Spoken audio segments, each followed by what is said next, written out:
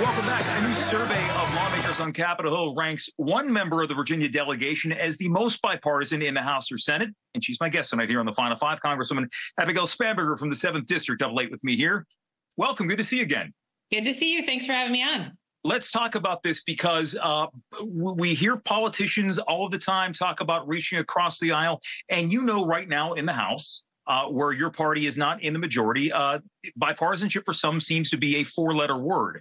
So talk to me about, first of all, this rating from Georgetown and the Lugar Center, what this means to you, and is it something you pride yourself on being?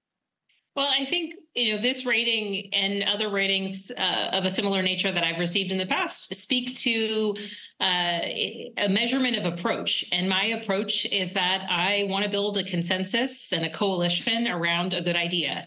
And in our two-party system, if you are building a broad coalition, that broad coalition is a bipartisan one. And my approach and in my efforts to get things done, I look at the numbers. I am in the minority party right now in the House of Representatives. So if I have a bill and I make it bipartisan from the get-go, that means I have a good chance of getting it to the House floor and ultimately through the Senate and to the president's desk. And, notably, when my party was also in the majority, it was also the approach that I took because I recognized that the bigger the base of support around a good idea, the more likely it is to be able to move through the House, the Senate, and get to the president's desk.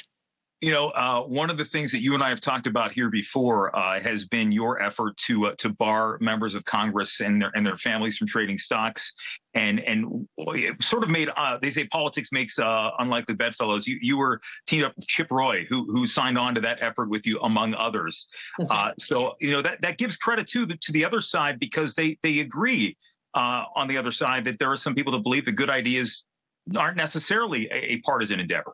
That's right. And this bill in particular, our effort to ban members of Congress from buying or selling, trading individual stocks, it is both bipartisan in the support and bipartisan in its opposition, notably. But here's an example, I think, where Congressman Roy of Texas and I disagree on a lot. But we've spent the time to say, where might we actually agree on things? And we've, attempted to find various different places where we could work together.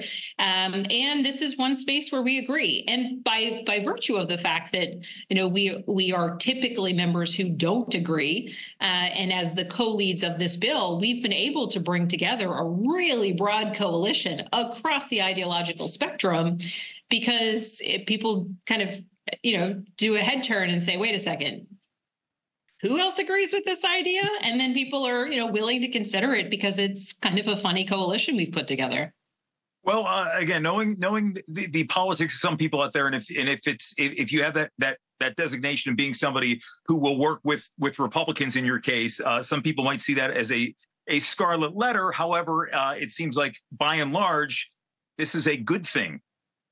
I classify it as a good thing. There's certain things, certain issues of principle and policy that I'm unwavering on, and I'm happy to explain any day of the week why I might be where I am or why I support or don't support something, because I do think that at the end of the day, as legislators or as people in elected office, we have to be accountable and willing to explain ourselves. But the interesting thing is in a district like the one I represent, there's a lot of people who agree with me. There's a lot of people who don't.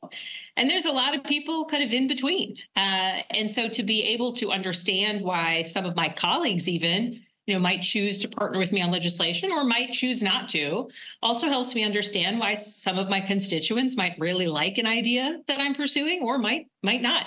And frankly, in doing the work of trying to garner greater support, and that's not to say I have led legislation that didn't always garner bipartisan support.